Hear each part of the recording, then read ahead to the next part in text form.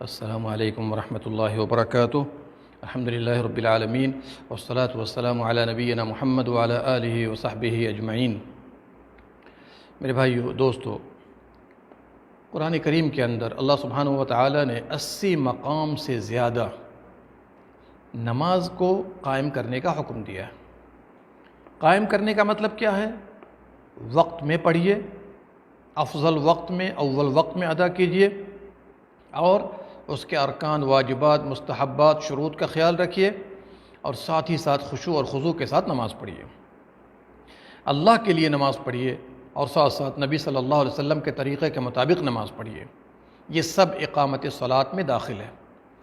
تو آج میں آپ کے سامنے اختصار کے ساتھ کہ نماز میں چاہے وہ سنت ہو، نفل ہو، فرض ہو، قیام جس کو ہم کھڑا ہونا کہتے ہیں، اس کا مختصر سا بایو ڈاٹا، کیا پڑھنا ہے، کیا کرنا ہے، کیسے کرنا ہے، سنت کے مطابق اور صحیح احادیث کی روشنی میں پیش کرنے کی کوشش کروں گا۔ آئیے سب سے پہلے جب ہم وضو کر لیتے ہیں اس کے بعد مسجد کا رخ کرتے ہیں، یا سنت اور نوافل گھر میں پڑھنا افضل ہے، لیکن جماعت کے ساتھ فرض نماز پڑھنا ضروری ہے، واجب ہے۔ سب سے پہلے مرحلہ آتا ہے مسجد میں جا کر نماز میں صف بندی کا۔ نماز با جماعت میں نمازی کا ایک دوسرے نمازی کے پاؤں سے پاؤں، ٹخنے سے ٹخنے، موڈے سے موڈے ملانا نبی صلی اللہ علیہ وسلم و صحابہ اکرام رضی اللہ عنہم کا طریقہ رہا ہے۔ پاؤں سے پاؤں، ٹخنے سے ٹخنے، موڈے سے موڈے ملانا نبی رحمت صلی اللہ علیہ وسلم کا طریقہ رہا ہے اور صحابہ اکرام کا طریقہ رہا ہے۔ نمازی ایک دوسرے سے مل کر کھڑے ہوں، درمیان میں بالکل جگہ نہ چھوڑیں۔ اور ذرا عقل کی روشنی میں بھی سوچئے، اللہ سبحانہ وتعالی نے مرد نمازیوں کو مسجد میں کیوں بلایا ہے؟ حکمت کیا ہے؟ سب سے پہلے اتحاد و اتفاق کا سبق ہے اس کے اندر۔ دل مل جائے تو انشاءاللہ سارے مسلمان مل جائیں گے۔ اسی لیے مسجد میں وہ بھی ایک صف میں لا کر سبوں کو کھڑا کر دیا، ایک امام کے پیچھے لوگوں کو نماز پڑھنے کا حکم دیا ہے۔ اور نبی صلی اللہ علیہ وسلم نے خود فرمایا، صلو کما رأیتمونی اصلی، تم لوگ اسی طرح نماز پڑھنا جس طرح مجھے پڑھتے دیکھتے ہو۔ اسی لیے نماز میں سنت کا اہتمام، نبی صلی اللہ علیہ وسلم کے طریقے کا اہتمام نہایت ضروری ہے، ورنہ نماز ضائع ہو جائے گی۔ آپ صلی اللہ علیہ وسلم نے صف بندی کے اہتمام سے متعلق فرمایا، اقیموا صفوفکم وتراصوا، صفیں سیدھی رکھو اور ایک دوسرے سے مل کر کھڑے ہو، رواہ البخاری۔ صحابہ کرام رسول اللہ صلی اللہ علیہ وسلم کے سامنے آپ کے فرمان پر عمل پیرا ہوتے ہوئے کس طرح صفیں باندھتے تھے؟ نبی صلی اللہ علیہ وسلم نے فرمایا، صفیں سیدھی کرو، میں تم کو اپنے پیچھے دیکھتا ہوں۔ یہ آپ کا معجزہ تھا، اور ہمارا ایک دوسرے ساتھی کے کندھے سے کندھا اور قدم سے قدم ملا کر رکھتا۔ آج لوگ بھاگتے ہیں، اگر پاؤں قریب کیا جاتا ہے، ملایا جاتا ہے تو بھاگتے ہیں۔ نہیں میرے بھائی، پاؤں سے پاؤں، کندھے سے کندھے، موڈا سے موڈا، سب ملا کر کے نماز پڑھیے، دیکھیے نماز میں کیا مزہ آتا ہے۔ آئیے اب ہم قیام نماز کے بارے میں اختصار کے ساتھ بات کر رہا ہوں، شارٹ کلپ ہے یہ۔ آدمی کھڑے ہو کر بحالت قدرت دونوں ہاتھوں کو اللہ اکبر کہتے ہوئے، کبھی تکبیر کے بعد اور کبھی اس سے پہلے اور کبھی دونوں ساتھ مونڈوں یا کانوں کے برابر اٹھائے۔ یعنی آدمی ہاتھ اٹھائے گا، یا تو پہلے ہاتھ اٹھا لے پھر اللہ اکبر کہے، یا پھر کبھی دونوں ساتھ میں اللہ اکبر، یا پھر بعد میں ہاتھ اٹھائے پہلے اللہ اکبر کہہ دے۔ سب احادیث سے ثابت ہے، دلیل پیش کرنے کا یہ موقع نہیں ہے۔ نماز میں اللہ اکبر کہنا، جس کو تکبیر تحریمہ کہتے ہیں، نماز کا سب سے بڑا رکن ہے۔ نبی صلی اللہ علیہ وسلم نے فرمایا، نماز کی کنجی پاکی ہے، اور نماز تکبیر تحریمہ سے ابتدا اور سلام پر ختم ہوتی ہے۔ رواہ ابو داؤد و ترمذی عن علی رضی اللہ عنہ۔ نبی صلی اللہ علیہ وسلم نے فرمایا، اذا قال الامام اللہ اکبر فقولوا اللہ اکبر، جب امام اللہ اکبر کہے تو تم لوگ بھی اللہ اکبر کہو۔ یہ روایت احمد اور بہقی کے اندر ہے، سند صحیح ہے۔ آپ صلی اللہ علیہ وسلم دونوں ہاتھ عام طور پر موڑوں کے برابر اٹھاتے۔ عام طور پر کہاں اٹھاتے؟ موڑوں کے برابر اٹھاتے تھے۔ چونکہ کثرت طرق سے موڑوں تک اٹھانے کی احادیث وارد ہے، یعنی زیادہ تر روایتیں موڑوں تک اٹھانے کی وارد ہے، جیسا کہ بخاری و مسلم میں عبداللہ بن عمر سے روایت ہے، ابو داؤد ترمذی میں ابو حمید ساعدی سے، اور بھی روایات ہیں۔ اور بسا اوقات کانوں کے برابر بھی اٹھاتے تھے، یعنی کبھی کبھی کانوں کے برابر قبلہ رخ ہاتھ ہو اور کانوں کے برابر اٹھا لیجئے، کانوں کے برابر اٹھا لیجئے، چھونا نہیں ہے، یا ایسے نہیں کرنا۔ یہ روایت وائل بن حجر سے مسلم کے اندر ہے۔ ہاتھ اٹھاتے وقت انگلیاں نارمل طریقے پر قبلے کی طرف متوجہ کرتے ہوئے کر لیں، انگلیوں کے درمیان فاصلہ نہ رکھیں اور نہ ہی انگلیاں زیادہ تنگی کے ساتھ ملائیں۔ رواہ ابو داؤد و ابن خزیمہ و حاکم والحاکم عن ابی ہریرہ۔ دائیں ہاتھ کو بائیں پر رکھ کر سینے پر رکھ لیں۔ اس کی تفصیلی اور صحیح کیفیت کا تذکرہ وائل بن حجر رضی اللہ عنہ کی مرفوع حدیث میں ہے۔ کیا ہے؟ پھر آپ صلی اللہ علیہ وسلم نے اپنے دائیں ہاتھ کو بائیں ہاتھ کی ہتھیلی کی پشت، کلائی اور بازو پر رکھا۔ رواہ ابو داؤد و نسائی و ابن خزیمہ۔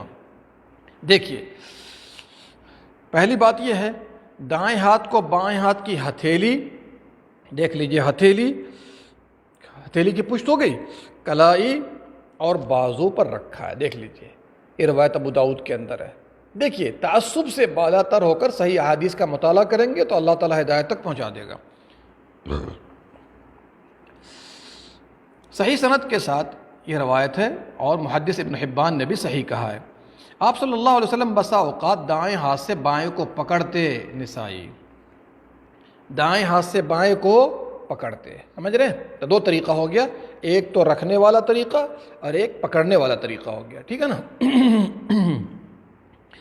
چلیے،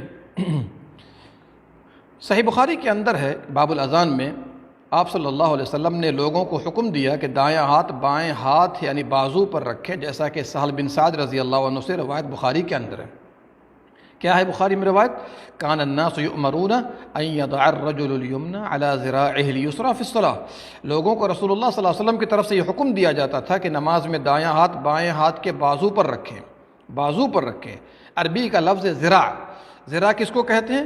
کہنی سے بیچ کی انگلی تک، یہ کہنی ہے، اس سے بیچ کی انگلی تک کو کیا کہتے ہیں؟ ذراع کہتے ہیں۔ اس کا مطلب اس طرح رکھ لیں، یہاں رکھ لیں، یہاں تک رکھ لیں، اس طرح نہیں کرنا ہے، ٹھیک ہے نا؟ تو یہاں تک کہنی تک رکھا جا سکتا ہے، کوئی حرج کی بات نہیں ہے۔ اگر اس لفظ کے معنی کو دیکھنا ہو، ذراع کے معنی کو، لسان العرب دیکھیے ابن منظور افریقی کی جلد نمبر 8 صفحہ نمبر 93۔ لہٰذا نمازی دائیں کو بائیں کے کلائی سے لے کر کہنی تک کہیں بھی رکھ سکتا ہے، کہنی سے آگے نہ بڑھائے، اور پھر اس کیفیت کے ساتھ سینے پر رکھے۔ نماز میں سینے پر ہاتھ باندھنے کے کئی ایک صحیح دلائل ہیں، لوگ عام طور پر کلیم کرتے ہیں لیکن صحیح دلائل ہیں۔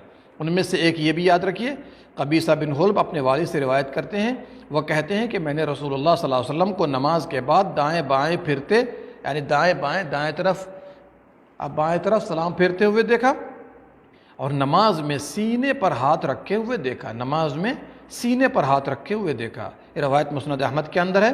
امام ترمذی اور علامہ نیبوی حنفی نے اس کی سند کو حسن تسلیم کیا ہے۔ دیکھیے ترمذی تحفۃ الاحوذی کے ساتھ جلد نمبر 1 صفحہ نمبر 213، آثار السنن صفحہ نمبر 87۔ محدث ابن حبان، احمد، عجلی نے قبیصہ کو ثقہ اور ابن حجر نے مقبول کہا ہے۔ دیکھیے میزان الاعتدال، کیا پتہ چلا؟ سندن یہ حدیث حسن ہے، اب بعض نے صحیح بھی کہا ہے۔ دوسری حدیث لیجئے، وائل بن حجر رضی اللہ عنہ کہتے ہیں کہ میں نے رسول اللہ صلی اللہ علیہ وسلم کے ساتھ نماز پڑھی تو آپ نے دایاں ہاتھ بائیں ہاتھ پر رکھ کر سینے پر رکھا۔ یہ صحیح ابن خزیمہ کے اندر ہے اور یہ حدیث ابن خزیمہ کی شرط کے مطابق ہے۔ امام شوکانی نے نیل الاوطار، علامہ البانی نے صفت صلاۃ النبی صلی اللہ علیہ وسلم اور علامہ شمس الحق عظیم آبادی نے عون المعبود میں صحیح کہا ہے۔ حافظ ابن حجر نے اتحاف میں بھی تائید کی ہے، یہ حدیث طبرانی میں بھی ہے، اور احناف کی ایک مشہور کتاب اور معتمد کتاب ہدایہ عربی جلد 1 صفحہ کتاب الصلاۃ صفحہ نمبر 86 کے حاشیہ 22 پر بھی ہے، وغیرہ وغیرہ۔ قیام میں اپنے پاؤں سیدھے اس طرح کی، دو حدیثیں ہم نے پیش کر دی ہیں اور عقل مندوں کے لیے اشارہ کافی ہے، لڑنے بھڑنے کی ضرورت نہیں ہے۔ اور بھی روایات ہیں، کسی موقع پر سب کو پیش کر دوں گا۔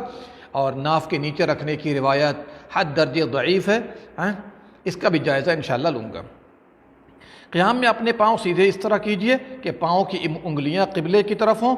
امام بخاری رحمۃ اللہ علیہ نے ابو حمید ساعدی رضی اللہ عنہ سے رسول اللہ صلی اللہ علیہ وسلم کی یہ حدیث نقل کی ہے، یستقبل باطراف رجلیہ القبلہ، آپ صلی اللہ علیہ وسلم اپنے پاؤں کی انگلیاں قبلہ کی طرف سیدھے رکھتے۔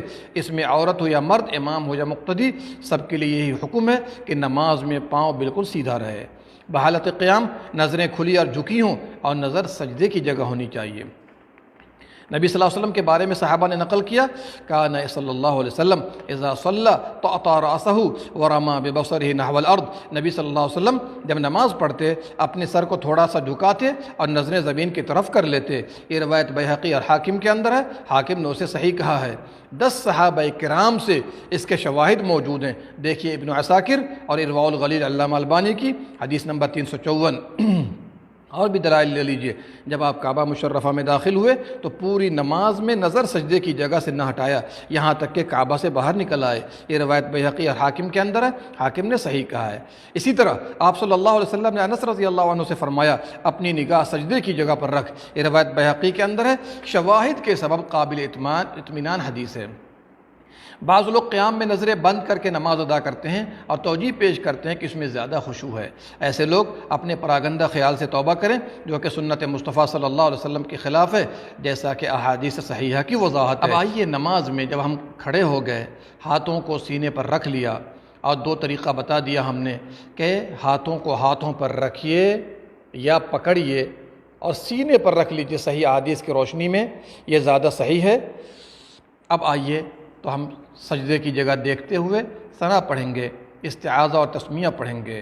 کئی ایک ثنا ہے، دعا استفتاح جس کو کہتے ہیں، ان میں سے کوئی ایک پڑھیں۔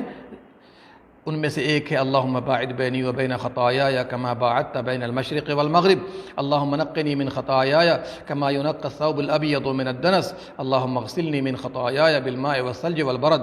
یہ روایت بخاری مسلم میں ابو ہریرہ سے ہے۔ دوسری دعا استفتاح لیجئے جس کو دوسرا ثنا بھی کہہ سکتے ہیں، اللہ اکبر کبیرہ والحمد للہ کثیرہ وسبحان اللہ بکرۃ واصیلا۔ یہ روایت مسلم میں ابن عمر سے ہے۔ تیسری دعا لے لیجئے سبحانک اللہم وبحمدک وتبارک اسمک وتعالی جدک ولا الہ غیرک۔ یہ ابو داؤد ترمذی میں عائشہ سے ہے رضی اللہ عنہا۔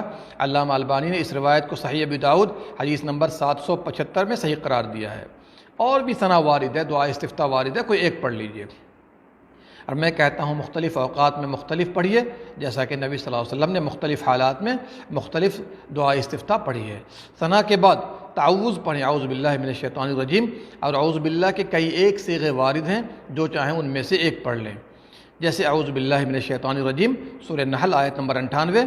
دوسرا صیغہ لیجئے اعوذ باللہ السمیع العلیم من الشیطان الرجیم من حمزہ ونفخہ ونفثہ، یہ روایت ابو داؤد میں ابو سعید خدری سے ہے۔ تیسرا تعوذ لے لیجئے اعوذ باللہ من الشیطان الرجیم من حمزہ ونفخہ ونفثہ، یہ روایت ابو داؤد ابن ماجہ میں ہے۔ پھر مکمل بسم اللہ الرحمن الرحیم کہے، یہاں مکمل کہنا وارد ہے۔ یہ واضح ہے کہ منفرد اور مقتدی، منفرد کا مطلب تنہا پڑھنے والا، بسم اللہ الرحمن الرحیم آہستہ کہیں گے اور اس پر امت کا اتفاق ہے، اور امام بھی ہر طرح جہری یا سری نماز میں آہستہ کہے۔ یہی ثابت و افضل ہے کیونکہ صحیح اور صریح ترین روایات میں یہی وارد ہے۔ انس رضی اللہ عنہ سے مروی ہے، بے شک نبی صلی اللہ علیہ وسلم اور ابو بکر عمر رضی اللہ عنہما نماز کو الحمدللہ رب العالمین سے شروع کیا کرتے تھے۔ یہ روایت بخاری کے اندر ہے، اور بھی روایات ہے، لیکن بعض روایت سے ثابت ہوتا ہے آدمی بلند آواز سے تسمیہ کہہ سکتا ہے۔ اس کے قائل صحابہ میں سے ابو ہریرہ، ابن عمر، ابن عباس، معاویہ رضی اللہ عنہم وغیرہ تھے۔ نعیم المجمر نے فرمایا میں نے ابو ہریرہ رضی اللہ عنہ کے پیچھے نماز پڑھی، انہوں نے بسم اللہ الرحمن الرحیم کو بلند آواز سے پڑھا، پھر سورہ فاتحہ کی تلاوت کی۔ ابو ہریرہ نے آخر میں فرمایا میری یہ نماز نبی صلی اللہ علیہ وسلم کی نماز کے زیادہ مشابہ ہے۔ یہ روایت نسائی، ابن خزیمہ، ابن حبان کے اندر ہے۔ علی کل حال امام سری نمازوں میں آہستہ پڑھے اور جہری میں بھی، لیکن کبھی کبھار بآواز بلند بھی کہہ دے تو کوئی حرج کی بات نہیں ہے۔ نماز میں سورہ فاتحہ کی تلاوت، تسمیہ کے بعد سورہ فاتحہ کی تلاوت کی جائے۔ تسمیہ سے مراد بسم اللہ الرحمن الرحیم کے بعد سورہ فاتحہ کی تلاوت ہر نماز کی ہر رکعت میں امام، مقتدی اور منفرد سب کے لیے ہے، خواہ نماز سری ہو جیسے ظہر و عصر، یا جہری ہو مغرب و عشاء اور فجر، نماز کا رکن ہے سورہ فاتحہ پڑھنا تمام نمازوں میں سبھی کے لیے، اس کے بغیر نماز نہیں ہوتی۔ اس مسئلے میں علماء کرام نے کلام کیا ہے۔ بعض علماء نے ہر طرح کی نماز میں مقتدی سے فاتحہ کو ساقط کر دیا ہے، خواہ نماز سری ہو یا جہری، یعنی مقتدی شامل ہو اور چپ چاپ کھڑا رہے۔ اور دوسرے بعض نے جہری نماز جن میں بآواز بلند تلاوت کی جاتی ہے اس میں مقتدی سے فاتحہ کو ساقط کر رکھا ہے، لیکن صحیح اور مناسب دلائل کی روشنی میں جس پر دل مطمئن ہوتا ہے، اور زندہ دل علماء احناف نے بھی اس کی تائید کی ہے، عبدالحی حنفی لکھنوی، انور شاہ کشمیری، اور اسی طریقے سے دلی والے غریب نواز جو ہیں ان سبوں نے سورہ فاتحہ پڑھنا مقتدی کو امام کے پیچھے واجب قرار دیا ہے۔ تفصیل کا موقع انشاءاللہ بعد میں دکھاؤں گا انشاءاللہ، تاکہ آپ کو پتہ یہ چل جائے کہ اکثر علماء احناف نے بھی اس کی تائید کی ہے۔ دیکھیے، صحیح اور مناسب دلائل کی روشنی میں جس پر دل مطمئن ہوتا ہے وہ یہ کہ ہر طرح کے نمازی اسے پڑھے بغیر کوئی نماز ادا نہ کرے، خواہ نماز سری ہو جہری، مقتدی ہو یا منفرد، جیسا کہ احادیث صحیحہ میں اس کی شدید تاکید اور بطلان نماز کا حکم وارد ہے۔ عبادہ بن صامت رضی اللہ عنہ سے مروی ہے کہ نبی صلی اللہ علیہ وسلم نے فرمایا، لا صلاۃ لمن لم یقرأ بفاتحۃ الکتاب، جس شخص نے نماز میں سورہ فاتحہ نہیں پڑھی اس کی نماز نہیں۔ یہ روایت بخاری اور مسلم کے اندر ہے۔ حدیث کے الفاظ میں غور کیجئے، جس شخص نے چاہے امام ہو، مقتدی ہو، منفرد ہو، کوئی بھی نماز ہو۔ صحیح مسلم کی ایک حدیث قدسی میں اللہ نے سورہ فاتحہ کو نماز کہا ہے، جو کہ اس کے رکن ہونے پر واضح دلیل ہے۔ تیسری دلیل عبادہ بن صامت رضی اللہ عنہ سے مروی ہے کہ ہم لوگ نماز فجر میں رسول اللہ صلی اللہ علیہ وسلم کے پیچھے تھے، آپ نے قرآن پڑھا، بس آپ پر پڑھنا ثقیل ہو گیا۔ جب نماز سے فارغ ہوئے تو فرمایا، شاید تم اپنے امام کے پیچھے پڑھا کرتے ہو؟ ہم نے کہا، ہاں اللہ کے رسول صلی اللہ علیہ وسلم ایسا کیا کرتے ہیں۔ آپ نے فرمایا، سوائے سورہ فاتحہ کے کچھ اور نہ پڑھا کرو، کیونکہ اس کے نماز نہیں ہوتی جو سورہ فاتحہ نہ پڑھے۔ یہ روایت ابو داؤد ترمذی میں ہے، اور صحیح بات یہ ہے کہ یہ حدیث صحیح ہے تحقیق کی روشنی میں۔ چلیے، یہ چند باتیں ہم نے آپ کو بتائی ہیں اس تعلق سے۔ اب آئیے، سورہ فاتحہ کے بعد آمین کہنا چاہیے۔